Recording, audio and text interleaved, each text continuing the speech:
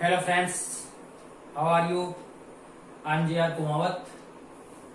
Welcome back in this online classes. आइए हम आज डिस्कस करते हैं फ्यूचर इंडेफिनिट टेंस, जो भविष्य की घटनाओं, भविष्य में होने वाले कार्यों का जो बोध कराते हैं उसके बारे में हम अध्ययन करते हैं, जिसमें फ्यूचर और इंडेफिनिट, जिसमें कोई फ्यूचर में होने वाले कार्य के बारे में कहीं डेफिनेट नहीं होता है, निश्चितता नहीं होती है, उसमें हम फ्यूचर इंडेफिनिट टेंस का प्रयोग करते हैं। और फ्यूचर इंडेफिनिट टेंस का जब प्रयोग करते हैं तो उसमें जो हेल्पिंग वर्ब आती है वो शैल या विल आएगी।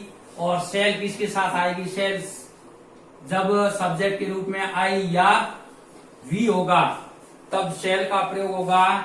और third person you, he, she, it या कोई नाउन होगा सब्जेक्ट के रूप में, तब उसके साथ में विल का प्रयोग किया जाएगा। और ये होगा, ये अनकलर्ड फ्यूचर में किया जाएगा, यानी कि साधारण भविष्य के रूप में। देखो, साधारण भविष्य में होने वाले, साधारणतः भविष्य में होने वाले कार्य हेतु फ्यूचर इंडेफिनिट टेंस का यूज किया जाता है। और इसकी जो हिंदी पहचान होती है वो गा है, गे है, गी है, ऐसी रहती है। और इसका जब आई और वी के साथ में शैल का प्रयोग किया जाता है, ये तब होता है जब वहां पर कलर्ड फ्यूचर हो। कैसा हो? देखो, फ्यूचर दो प्रकार का, एक कलर्ड फ्यूचर और एक अनकलर्ड फ्यूचर। अनकलर्ड फ्यूचर में यानी साधारण भविष्य में जो होता है उसमें आई और वी के साथ में शैल का प्रयोग किया जाएगा। और कलर्ड फ्यूचर यानी रंजित भविष्य और साधारण भविष्य अलग होता है। तो साधारण भविष्य की हम बात कर रहे हैं, रंजित भविष्य को भी लेते हैं। और उसमें जो मेन वर्ब होगी वो फर्स्ट वर्ब यूज होगी, यानी प्रेजेंट वर्ब यूज की जाएगी। अब देखिए, जैसे अपन लेते हैं फ्यूचर अपने अफर्मेटिव सेंटेंस का यूज करते हैं। जैसे अफर्मेटिव सेंटेंस है, अफर्मेटिव सेंटेंस का फॉर्मूला क्या रहेगा? Affirmative sentence. अब अफर्मेटिव सेंटेंस में क्या होगा? सब्जेक्ट होगा, फिर होगा शैल या विल होगा, या तो शैल आएगा, विल आएगा, और फिर वर्ब की फर्स्ट वर्ब और फिर ऑब्जेक्ट। अब देखिए, जैसे एग्जांपल ले लेते हैं, वह कल जयपुर जाएगा। अब वह कल जयपुर जाएगा तो वह he will go to Jaipur tomorrow.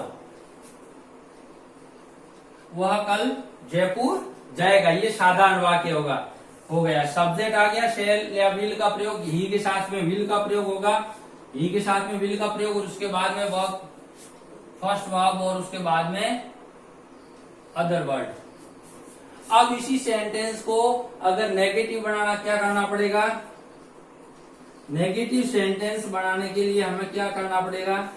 Negative sentence बनाने के लिए हम सब्जेक्ट और सब्जेक्ट के साथ में, आपको याद होगा कि हमने शैल हेल्पिंग वर्ब के बाद में नोट का प्रयोग करना है, ये मैं पहले भी बता चुका हूं। और बाकी वाला same to same.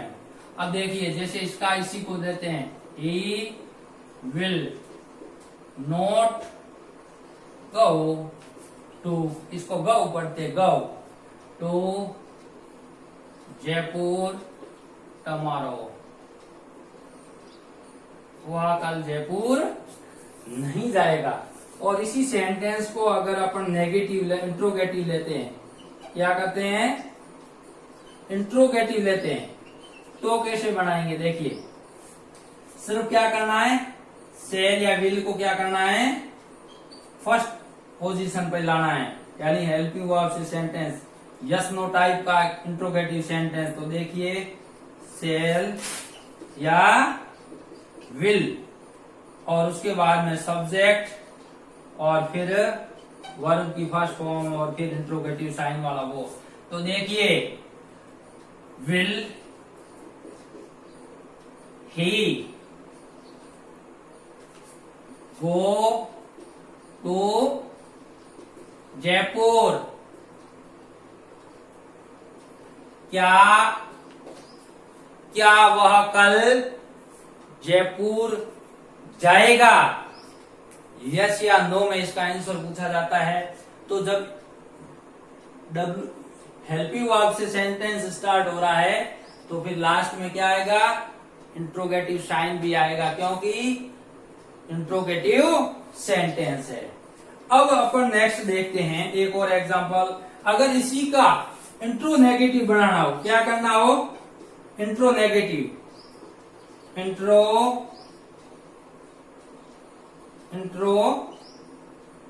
Negative sentence बनाना हो तो क्या करना पड़ेगा? शैल या विल प्लस सब्जेक्ट और नोट प्लस वर्ब की फर्स्ट फॉर्म और इंट्रोगेटिव साइन। तो इसमें will he not go to Jaipur और ये टुमारो और इंट्रोगेटिव साइन। इस प्रकार से आपको सेंटेंस स्ट्रक्चर का इसका ध्यान रखना है।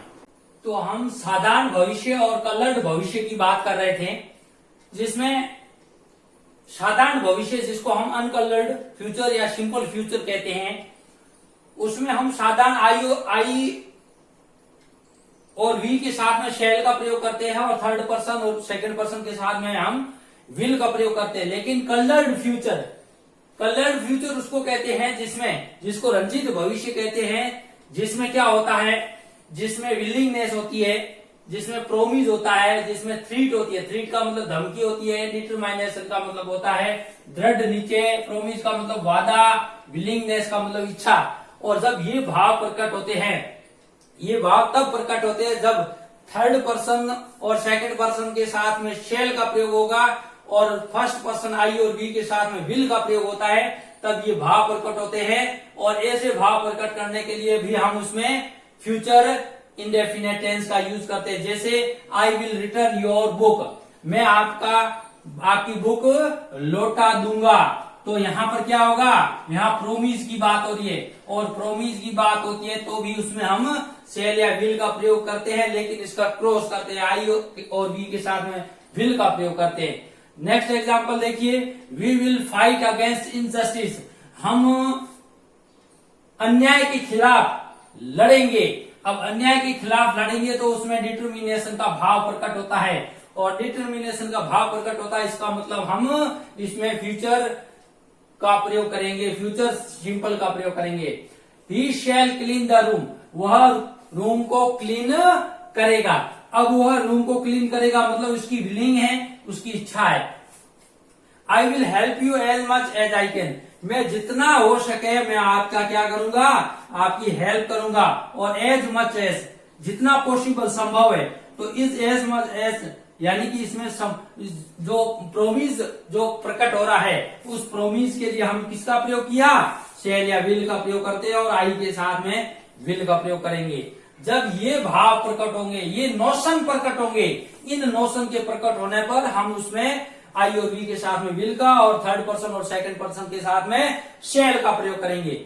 नेक्स्ट अपन स्टेप की तरफ बढ़ते हैं कि इन ओपन और प्रोबेबल कंडीशन, यानी कि जब ओपन कंडीशन हो, ओपन या प्रोबेबल कंडीशन हो, संभावित या फिर खुली शर्त होती है, तो उसमें भी हम फ्यूचर का प्रयोग करते हैं और साथ में प्रेजेंट इंडेफिनिट टेंस का प्रयोग करते हैं। देखिए, जब मेन वर्ब फ्यूचर में हो तो कंडीशनल सेंटेंस में एज, जब मेन वर्ब किसमें हो? फ्यूचर में हो, तो जो कंडीशनल सेंटेंस होता है जैसे as soon as, if, till, if.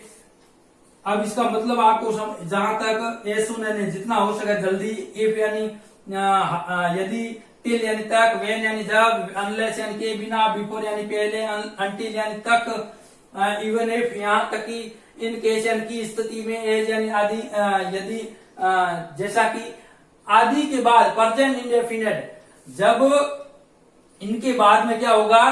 Present indefinite tense का प्रयोग होगा।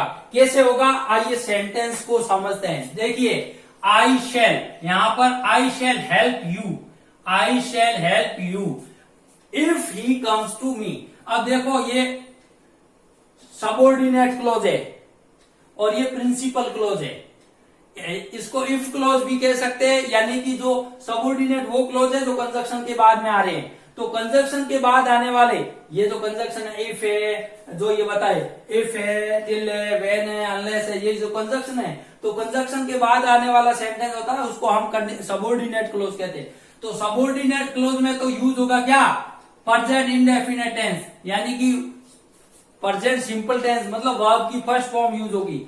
लेकिन जो प्रिंसिपल क्लोज होगा उसमें क्या होगा, सब्जेक्ट के साथ में शैल या विल प्लस वर्ब की फर्स्ट फॉर्म यूज होगी। अब ये ओपन कंडीशन कैसे है और प्रोबेबल कैसे है, क्योंकि ये खुली शर्त है और इस खुली शर्त में संभावनाएं बनी रहती है, इस कारण से इसको प्रोबेबल कंडीशन भी कहते हैं, जिसको हिंदी में हम संभावित शर्त भी कहते हैं, जिसमें काम होने की गुंजाइश रहती है।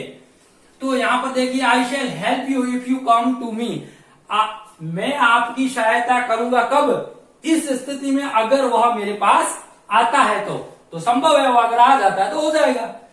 आई shall not go there even if it rains, और देखिए मैं वहां नहीं जाऊंगा, अगर बारिश होने की संभावना रहती है तो मैं उधर नहीं जाऊंगा। तो इसमें देखिए आई के साथ से इधर प्रिंसिपल क्लोज में शैल प्लस वर्ब की फर्स्ट फॉर्म आ गया और सबऑर्डिनेट क्लोज में वर्ब की फर्स्ट फॉर्म आई।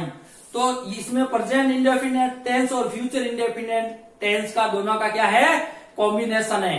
तो सबऑर्डिनेट क्लोज में जो आएगा वो आएगा प्रेजेंट इंडेफिनिट टेंस, यानी कि वर्ब की फर्स्ट फॉर्म, और प्रिंसिपल क्लोज में आएगा शैल या विल प्लस वर्ब की फर्स्ट फॉर्म। नेक्स्ट देखिए, we shall move as soon as, अब ये एज सून एज आया है, वी शैल मूव, हम as soon as the taxi, जो ही टैक्सी पहुंचेगी हम मूव करेंगे। When he comes I shall go to the market with him, जब वह क्या करेंगे, व्हेन ही कम्स आई शैल, मैं उनके साथ मार्केट जाऊंगी जब वह मेरे यहां आएगा, जब वह आएगा तभी मैं उनके साथ मार्केट जाऊंगा। अब ये कौन सी थी, ये प्रोबेबल कंडीशन कहो या इनको ओपन कंडीशन कहो। तीसरी एक और अच्छी बात है जिसको हम कहते हैं एडवर्ब्स। अब इस टेंस में एडवर्ब्स कौन कौन सी यूज होती है, जैसे टुमारो आएगा,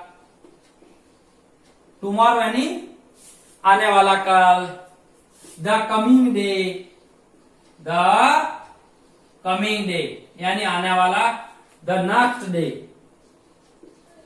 तो ये जो एडवर्ब्स है, द फॉलोइंग डे, अब इसमें द फॉलोइंग डे हो या द कमिंग डे हो या द नेक्स्ट डे हो या नाइट हो या ईयर हो या वीक हो, चाहे भले the coming day, the coming week, the coming year, the coming month, और या फिर इसको जैसे नेक्स्ट मंथ कह दो, नेक्स्ट मंथ है, नेक्स्ट ईयर है।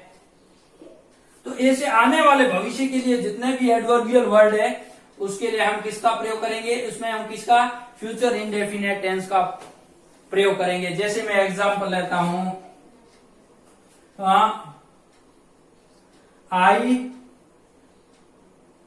आई शैल पास 10th स्टैंडर्ड, 10th क्लास या standard next month, in next year.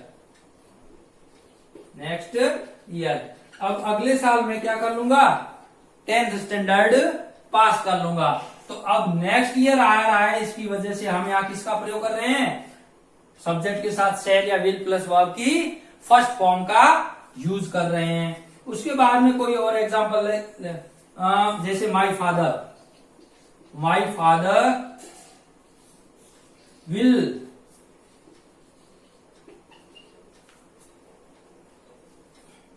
To Mumbai